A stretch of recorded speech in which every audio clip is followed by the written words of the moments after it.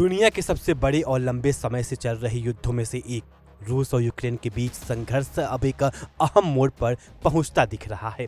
अमेरिकी राष्ट्रपति Donald Trump ने एक बड़ा ऐलान किया है। उन्होंने कहा है कि रूस और यूक्रेन के बीच 3 दिनों का युद्ध विराम तय हुआ है। यह सीज़फायर 9, 10 और 11 मई तक लागू रहेगा। यह खबर सामने आते ही पूरी दुनिया में हलचल मच गई, क्योंकि पिछले कई सालों से चल रहे इस युद्ध ने न केवल यूरोप बल्कि पूरी दुनिया की अर्थव्यवस्था, राजनीति और सुरक्षा व्यवस्था को प्रभावित किया है। ट्रंप ने social media platform truth social पर पोस्ट करते हुए कहा कि यह सीज़फायर विक्ट्री डे के मौके पर रखा गया है।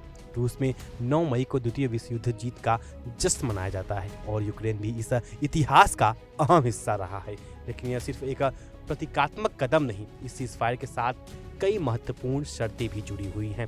सबसे बड़ी बात, इन 3 दिनों के दौरान सभी तरह की सैन्य गतिविधियों को रोक दिया जाएगा, यानी कोई हमला, कोई मिसाइल, कोई ड्रोन स्ट्राइक नहीं। इसके अलावा एक और बड़ा फैसला लिया गया है। दोनों देशों के बीच 1,000 युद्धबंदियों की अदला बदली होगी। यह कदम बेहद महत्वपूर्ण माना जा रहा है, क्योंकि यह न केवल मानवीय दृष्टिकोण से बड़ा है, बल्कि यह दोनों देशों के बीच भरोसे की शुरुआत भी हो सकता है। यूक्रेन के राष्ट्रपति ने भी इस सीज़फायर की पुष्टि की है। उन्होंने कहा कि यह समझौता अमेरिका की मध्यस्थता में हो रही बातचीत का हिस्सा है और इसका उद्देश्य युद्ध को खत्म करने की दिशा में आगे बढ़ना है। जेलेंस्की ने अपने बयान में यह भी कहा कि 1000 के बदले 1000 कैदियों की अदला बदली का फैसला एक बड़ा कदम है और इससे बातचीत को नई दिशा मिलेगी। अब यह सवाल उठता है कि यह 3 दिन का युद्ध विराम वास्तव में इस लंबे संघर्ष का अंत साबित होगा या सिर्फ एक अस्थायी राहत। विशेषज्ञों का मानना है कि यह सीज़फायर एक टेस्ट केस की तरह है, यानी अगर इन 3 दिनों के दौरान दोनों देश शांति बनाए रखते हैं तो आगे अस्थायी युद्ध विराम की संभावना मजबूत हो सकती है।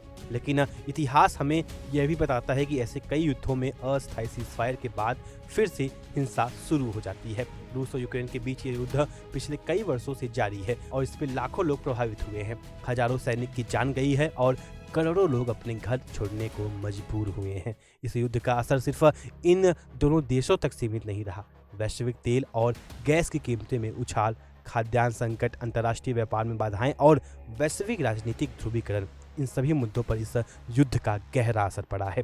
ऐसे में यह 3 दिन का सीज़फायर पूरी दुनिया के लिए एक राहत की खबर है, लेकिन साथ ही ये भी जरूरी है कि हम इसे अंतिम समाधान न माने बल्कि एक शुरुआत के रूप में देखें। ट्रंप ने अपने बयान में कहा है कि यह एक लंबे, खतरनाक और मुश्किल युद्ध के अंत की शुरुआत हो सकती है। उन्होंने ये भी कहा कि बातचीत जारी है और हर दिन हम शांति के और करीब पहुंच रहे हैं। हालांकि अभी भी कई बड़े सवाल बाकी हैं। क्या रूस और यूक्रेन अस्थायी शांति समझौते के लिए तैयार हैं?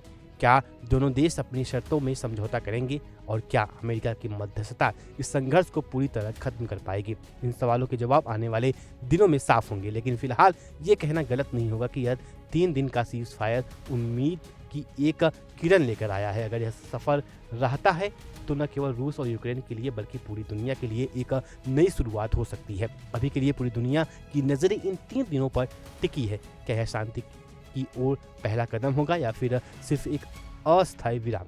यह देखने वाली बात होगी। फिलहाल हमारे इस खास रिपोर्ट में अभी के लिए इतना ही। इस खबर को लेकर के आप क्या कुछ सोचते हैं, अपना राय कमेंट सेक्शन में जरूर साझा करें।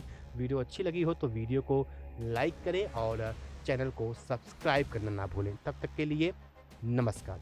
देखिए इंडिया डेली 24/7 अब आपकी स्मार्ट टीवी पर।